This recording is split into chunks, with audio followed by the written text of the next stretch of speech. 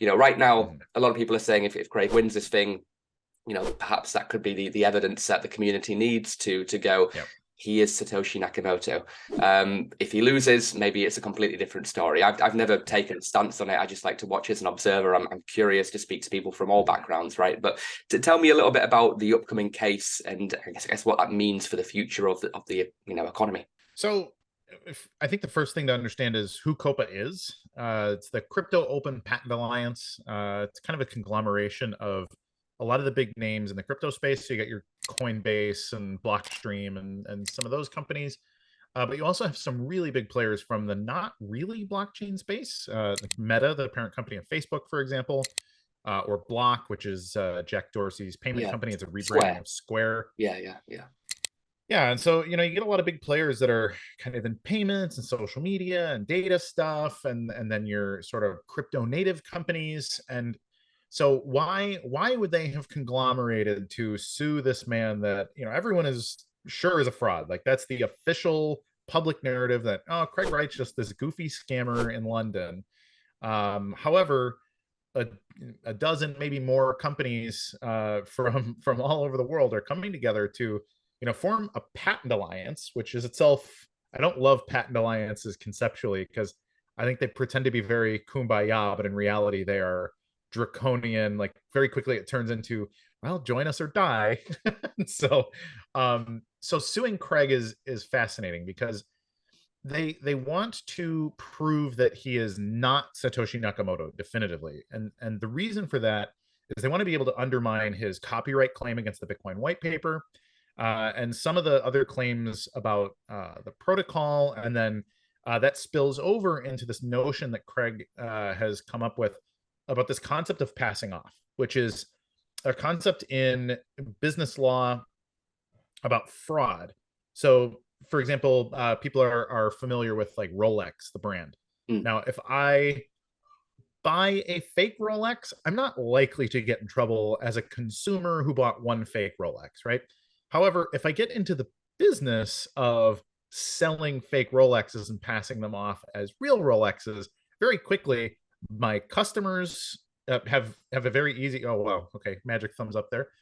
My customers have a very easy way to sue me for like consumer based fraud, but then Rolex is very likely to sue me for all kinds of malfeasances against their brand identity. Now, transplanting that onto the Bitcoin world, Craig is basically saying that, look, Bitcoin has a very specific governance model, meaning that like miners, nodes, it's their job to enforce the protocol, but not really like not change the protocol, not do anything. Like you're not a governing body. You're the like the security force essentially. And so he argues that there was essentially a coup, and I agree with him on this point. There was a coup against Bitcoin perpetrated between like 2014 and 2017 to keep the Bitcoin name and the ticker, the BTC ticker, and all of this stuff, but fundamentally undermine what it means to be Bitcoin. And it's complicated because there's not a lot of experts that can really have a deep dive conversation about the details and why this matters. And explaining this to a judge, frankly, is got me a little bit concerned because there's a lot of nuance here. But essentially, he's saying that BTC has been undermined. It underwent a coup. The history of that coup has been basically scrubbed from the histories, and now he has to explain why BTC is not an example of Bitcoin and why BSV is. And so he's trying to make it that essentially you can sue companies like Coinbase and Kraken and Binance for passing off BTC as Bitcoin, when in reality, it is the, essentially the puppet government version of Bitcoin that's been put up for the sake of this sort of global fraud in the crypto economy. So it's it's a very big claim that he's pursuing. COPA is not talking specifically about that fraud. What COPA is trying to do is say that Craig has no right to argue that because he's not the issuer of the protocol. He is not Satoshi Nakamoto. And, and therefore, like, nobody should be listening to his complaints about what Bitcoin has become. Yeah. And then, like you said, on the flip side, in trying to just defend himself, Craig may, in fact, prove that he is actually Satoshi Nakamoto, which is arguably the most contentious thing to discuss in the blockchain economy today. So how are they going to ask him to sign, or what are they going to ask him to do? I mean, I think they would ask him, frankly, not to sign. It's probably in Craig's best interest to, at least in my opinion, it's in Craig's best interest to show his cards at this point. Like, you're not going to go up against a bigger boss, I think, than Mark Zuckerberg and Jack Dorsey and Michael Saylor, and so, like, we're talking about some of the most wealthy and powerful people in the world. So if Craig's got a hidden ace up his sleeve, I would think that this battle would be the right time to pull it out. That may include things like signing with the Satoshi keys, perhaps sending I don't know, sending the Bitcoin transaction back to Rory Kellen Jones from 5 or 6 years ago. Like some of these things where, like, they were sort of set up as proofs and never really fulfilled. And then and there's lots of little things like that too. I think producing the credit card receipts for the purchase of the bitcoin.org domain circa 2007 or 8, maybe some unreleased or pre-released copies of the Bitcoin protocol or the Bitcoin white paper, those sorts of things, the kind of evidence that only Satoshi Nakamoto could have. And Craig has a mix of these things, the evidence of which has been a little spurious, to say the least. But ultimately, yeah, I mean, Craig needs to prove sufficiently, and also detail. It is up to the judge. It's not a jury trial. And it is sort of a 50-50, essentially. So if the judge thinks it's a little bit more likely that he is Satoshi, like, that's it. If he thinks it's a little less likely that he's Satoshi, then he loses. So what Craig has going in his favor is that from a rhetorical standpoint, and then therefore a legal standpoint, it's pretty hard to prove a negative. Like, you have to prove pretty definitively that he's not Satoshi in order for it to be iffy. Because I think if you just take the narrative case from Craig, I think it's more likely than not that he is. And you have to really, really hate his evidence and really like the other side's evidence to agree, like, no, he's definitely not Satoshi. So that's kind of what's at stake here, and sort of the pieces on the chessboard. When I asked Craig about why he hasn't, because we had obviously the BBC thing, right, was like the first time he came out in the media, and he didn't publicly sign. And I asked him about that, and he mentioned that he destroyed the hard drive which contained. So is he able to, if he did destroy a hard drive, is he still able to sign? Does he still have everything that he would need to do so? So Craig is super pedantic on this point. He might say that he does not currently have that ability. However, you really have to understand what the story is about the trust or trusts, and sort of how these things are structured. The way that Craig has described it is that there are a number of trustees. I don't think the number is known publicly. He is not one of them, for his own security. Now, if you take a Shamir scheme with keys, it's kind of like, what does it take to launch a nuclear missile, right? So in the US, it's the president, the joint chief of staff. I think it's got to be 3 people that actually turn the key at the same time in order to do that. In Craig's situation, let's just assume it's 3. He needs 3 trustees out of 5 or 6 that probably exist. He needs them to come together, sign a decryption key in order to recreate a key that Craig can use. So that's not the Bitcoin key that they're holding shards of. It is an encryption key of the file that holds the Satoshi private keys. So you generate that key, you give it to Craig in order for him to perform whatever it is he's supposed to perform. And I believe what he claimed is that when he did this for Gavin Andreessen, for example, that he did that, and then he went on, he said he stomped the hard drive after. That might be literal or figurative, but essentially that's what you should do in that situation. Like, if you have been given a one-time use key for a very specific scenario, you use it in that scenario, then you destroy your key, because if you don't destroy that key, then your whole trust is meaningless.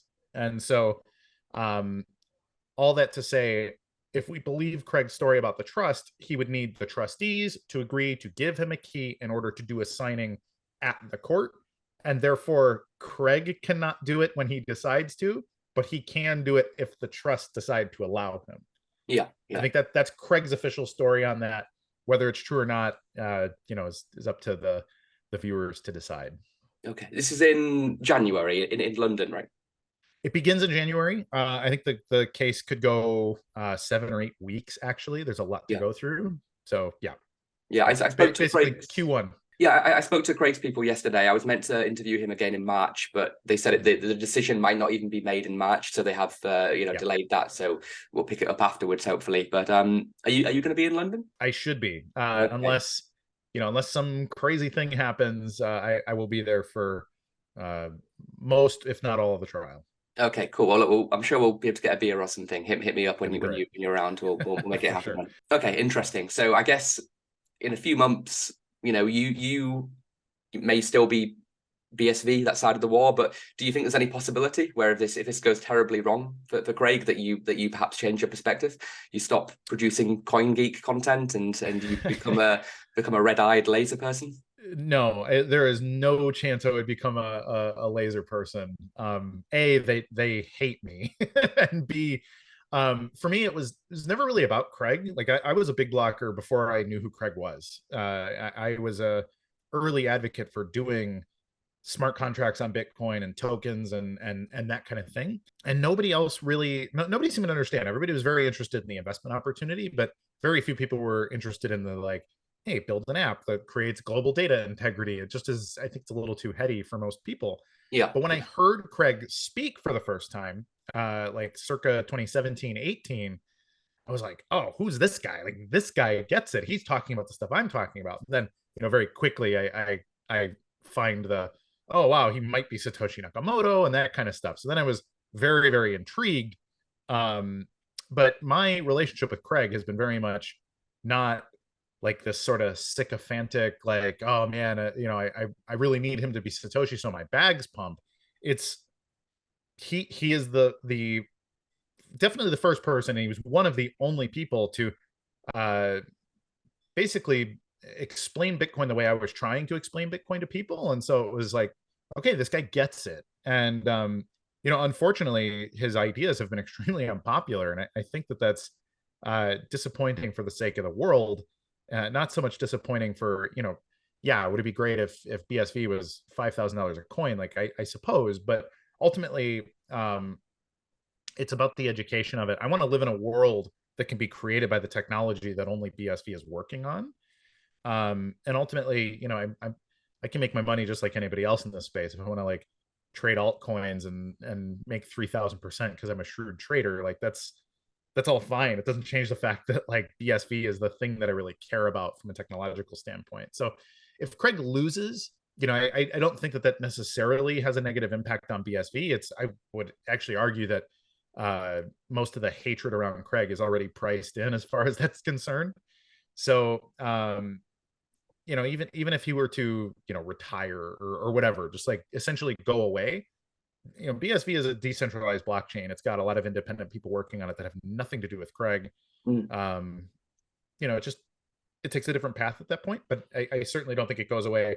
And if basically I'm not really interested in anything else going on outside of maybe some curiosity. But I think the least likely place where I would find a healthy, happy home would be with the laser people. Sure. Okay, fair enough. You like cats too much. Correct. Okay. Okay. I've never done an episode before. I've spoken to hundreds of people on my podcast with coming up to 140 or something episodes when this is Nice. released. I don't think I've ever done an episode before and got so much hate when I interviewed Craig. And I'm not coming at it from any side of the coin. I'm just curious. I want to speak to Yeah. all kinds of people and understand their perspectives and stories, right? So many people sent me, and it's the internet. It's hard to know what's real and what's not real, right? But Yeah. it seems like Craig, if he is Satoshi, he hasn't done himself any favors in, let's say, I don't want to get myself in trouble here, but providing documents which might not be Mona Lisa authentic, let's say, right? Sure. What's your take on that? Because a lot of people would say, those kind of issues hurt credibility, reliability, and trust a little bit. It's curious. I've sat in multiple of his court cases. I covered the whole Miami Kleiman trial. I covered the Hodel defamation case in Norway. I've seen a lot of this evidence, and I've talked to a lot of his witnesses and things. And I mean, there's part of me that just kind of says, I don't know, like it is weird. It's weird that, you know, why would there be so many document problems? But if you zoom out and you look at the amount of information that there is there, and I'm talking tens, if not hundreds of thousands of documents that are, you know, Bitcoin related or Bitcoin patent related, and things going back to, you know, 2006 and 7, related to like distributed consensus systems and, you know, all these things. And it's like, you know, somebody could come up with 50 documents and fake them and whatever. But when you start getting up into the like many tens of thousands or hundreds of thousands of documents, it just becomes just completely absurd. Like we know that he has not just been an independently wealthy person who's had time to just sit and work on fraud. In fact, what his primary career was in the era of directly coming up to Bitcoin is he was a cyber forensics expert, ran like a penetration testing company, like all cybersecurity and cyber forensics stuff. So this is the other thing that just like I cannot make balance in my head is the fact that like some of these forgeries are so bad, but the way that you would discover that they are bad is using methods of cyber forensics that Craig himself likely invented. So, like, Craig has written textbooks that you would use if you wanted to be certified to work at a place like KPMG to be a cyber forensics expert. And so, to say, like, okay, how could Craig be, on the one hand, this incredibly credentialed forensics expert, like knowing all the ins and outs of how to make a really good fraudulent document, but then have submitted all of these documents that are just, they're amateurish, like they're the kinds of things that you know, somebody who doesn't know how this stuff works. And so something there is some big part of the story that is missing, and I don't know what that is. I can only guess. But I also sort of feel like the way he is about it and the way that you should assume that perhaps Satoshi Nakamoto would be, like, Satoshi Nakamoto is not a real person, right? Yeah. Like Craig isn't Satoshi Nakamoto. He's pretending to be Satoshi Nakamoto. And whether he's been pretending to be Satoshi since 2013 or if he's been pretending to be Satoshi since 2008 is really the question that's at hand. But either way, Satoshi Nakamoto is not an inherently trustworthy narrator of his own story. And so we should expect there to be a little bit of like cloak and dagger confusion around the identity and stuff. Now, this could be a 5-hour long podcast talking about like the work that Craig was doing. You know, he's working with intelligence agencies and police, and he's tracking down human traffickers and some of the worst people on earth during that same era. And so there's a part of me that feels like there's probably pieces of this puzzle that might make it all make sense, but that he also probably can't share for all kinds of reasons. And there's also been, you know, part of me that feels like maybe it's just something completely personal. And he hasn't said this in a long time, but many years ago he used to basically say that, of course I can prove it, but in proving it, like essentially, this is going to be a paraphrase, but he says basically, I lose everything if I prove it. And if I recall, he really was sort of talking about his family. So I don't know what else was going on in that era. Like there might just be some aspect of the story that destroys his life. And Craig ultimately, as a person who's really struggled to have a healthy, happy life with family, he's from a broken home and all kinds of things. And it's like, you know what? I know he loves his wife and his kids, and like if proving Satoshi breaks some aspect of his family, like that might just be a very easy thing for him to say, you know what? I don't care if the whole world thinks I'm a fraud if my wife loves me at night.